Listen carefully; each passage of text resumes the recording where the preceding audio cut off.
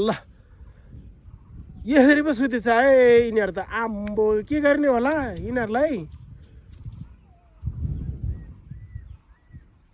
तिमीहरू भिआइपी भेड होइन, भिआइपीबाट प्रमोसन भयो आजदेखि तिमीहरू चाहिँ भिभिआइपी।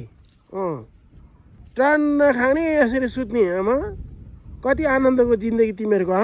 यो यो यो यो हेर यो यसले मेरो तार चुडालिदिएको आज। चार्जरै चुडालिदियो यसले। फेरि अर्को चार्जर किन्नुपर्ने बनायो यो सीमा गधाले। यो फेरि यस्तो छ। ओइ यसरी सुतिरहने तिमीहरू। टन्न पाखुरीको घाँस खाएर हेर यिनीहरू सुतेको यसरी। ए कालीको आमा छोरा फेरि ल्याएर एउटाको चाक एउटाको मुखतिर, एउटाको चाक एउटाको मुखतिर ल्याएर यसरी सुतेको। अर्को बेहोरा नभएको अर्को यो पनि छ फेरि। यो खसी, यो चाहिँ खसी हो। त्यसले गर्दाखेरि ल यसरी सुत्छ है यिनीहरू। ल के भएको होला हेर्नुहोस् त गाइज। यो पाखुरीको घाँस खाएर